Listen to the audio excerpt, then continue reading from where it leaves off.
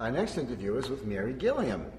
And Mary comes to us because of her famous or infamous husband, Franklin. And Mary has continued on in Franklin's footsteps. And I think people would like to know a little bit about your personal background, when you met Franklin, something about your relationship, and how you first got together as booksellers. Oh dear. Okay. I'm a librarian. I have a degree in library science, degrees in history of art and in history. I've always been interested, it's terribly banal to say I've been interested in books or reading, but I've always bought books. I've bought new books, old books, any kind of books. I've also bought stuff, antiques, all sorts of stuff, and I've been a great amasser. So I gravitated toward antiquarian books. I'm not sure you're ready for this. I met Franklin at the first Denver Antiquarian Book Seminar. And he had friends in Charlottesville, so it just kind of continued. I met him, I guess the first one was in the late 70s, as I recall. And I met him there. And anyway, to make a long story short, we hit it off and got married probably in the early 80s. But once I met him, I got more and more interested in rare books, although I'm interested in paintings and prints and that kind of thing also, but I got more and more interested.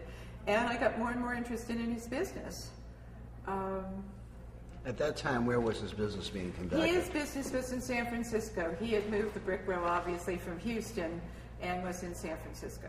When he decided, I was in Charlottesville. I was working at the University of Virginia.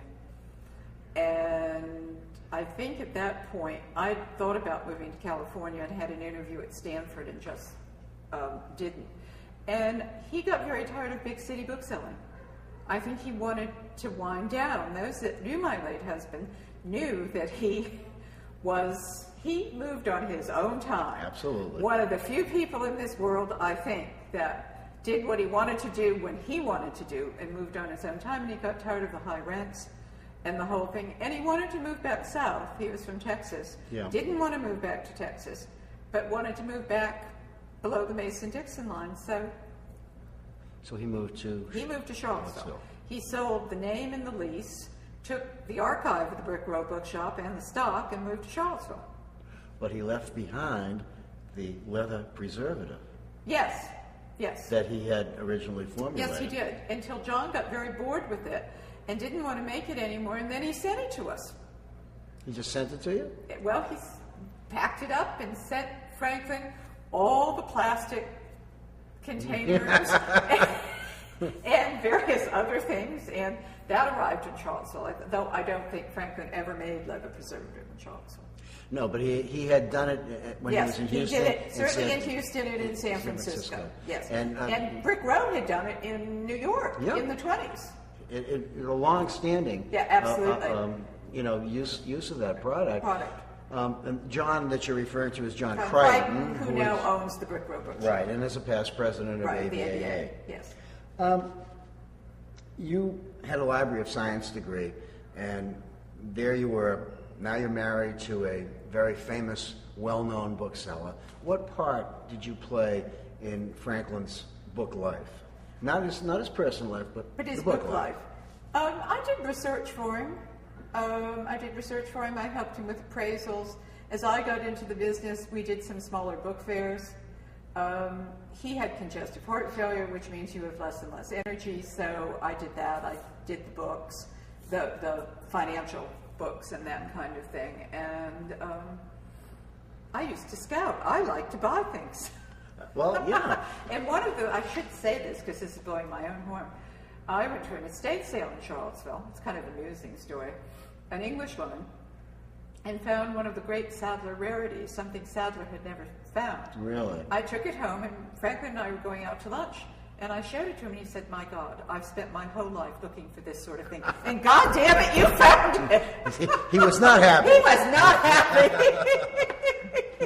It was just by happenstance. It just looked kind of interesting.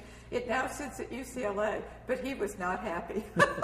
Franklin would not have been happy about that one single bit. And how long were you married to Franklin? Oh, Lord.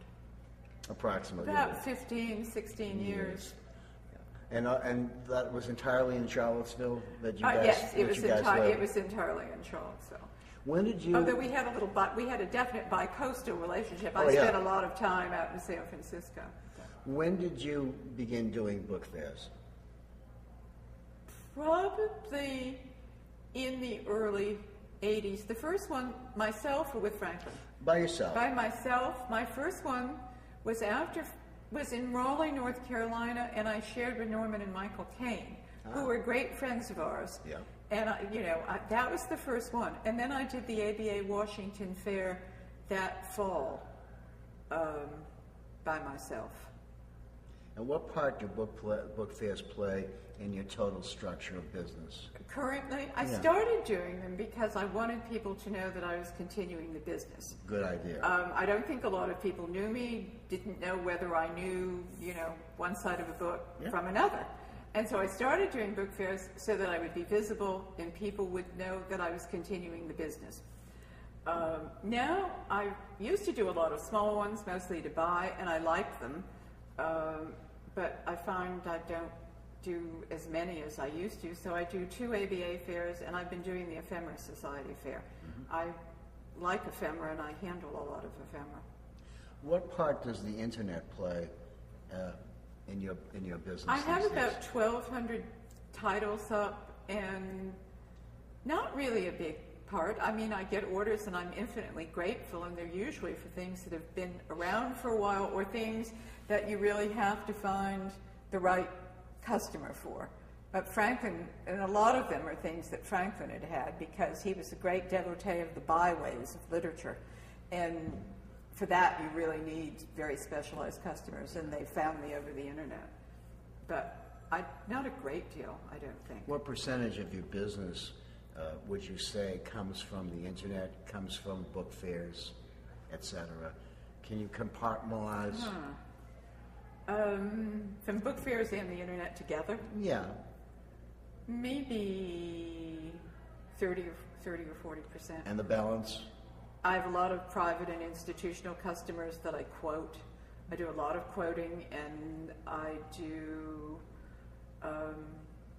lists maybe occasionally, but the rest of it comes from that. And sometimes people walking in my door, that's very minor. That doesn't happen as much as it No, once did. no. We as booksellers are probably facing a lot of different problems, each one of us. But what do you think are some of the challenges that we as booksellers are going to be facing in the few years that we have left? I think the fact that those of us who've had stock prior to the internet have, this race to the bottom that you see on the internet, where perfectly good books that used to sell at X, now if somebody sees your price on the internet, you have prices that go from $100 to $1,000 on books, which I think confuse customers, as well as, sort of devalue the book. I think also we have aging, we, like everybody else in material culture, selling material culture, and by that I mean anybody selling antiques, porcelain, decorative arts, paintings, we have an aging market. It's almost like maybe we're going to skip a generation for another group of customers. How do you respond to the statement that nowadays all you have to do is to get onto the internet and you have an instant education? Ridiculous. I still believe in bibliographies.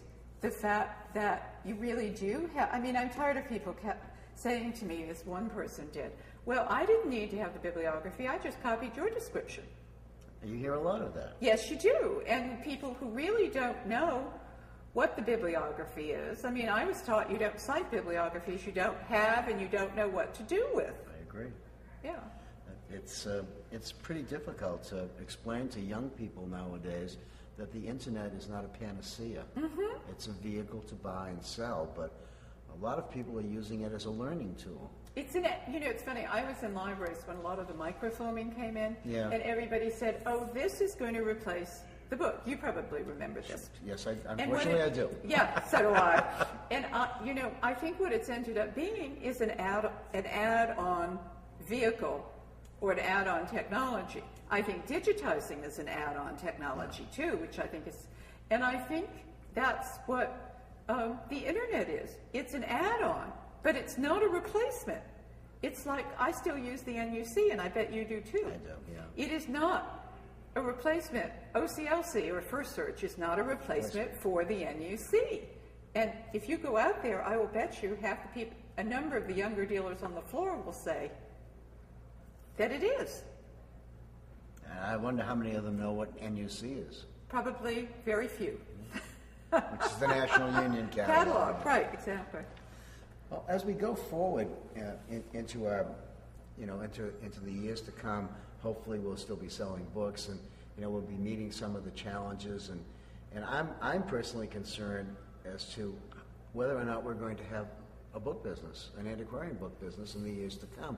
Do you think this is just going to be a disappearing thing, like the person who made boot black for whatever, or the man who made spears and armor that no longer exist? Are we going to be there or not?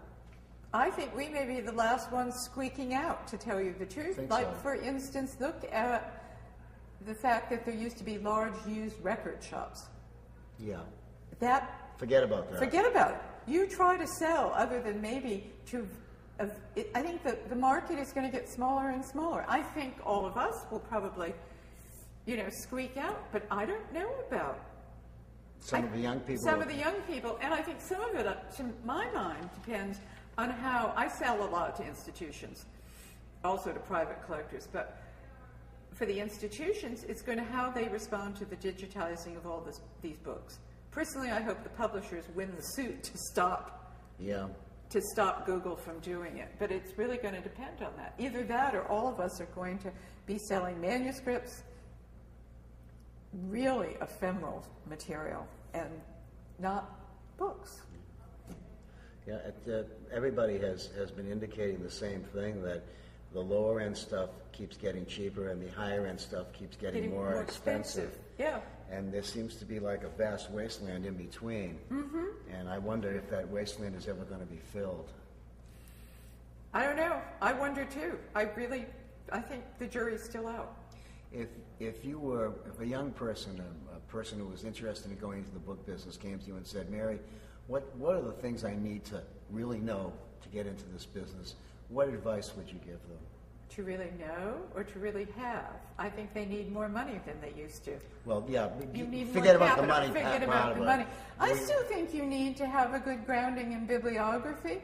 You have to, and I think some of it is intuitive. You have to have a good sense of what you want to sell. I don't sell what my late husband sold, because I can sell it and I can look it up, but it's not me. That's not my voice. I think you have to find your own relationship to the material you're selling. And actually, to me, that's really a lot of it, is you have to relate to the material, which is not true of everybody that's selling things. That's true, yeah. But I guess that's what I would tell them. Well, Mary, it's or good go advice. Do something else. That's been great. Thank you very much for participating. You're welcome. And thank you so much for being here. It was fun. I was a little worried about it, but it was fun. Is this more than you've ever wanted to know about me? No, it's far less than I wanted to know about you. Thank you. Thank you.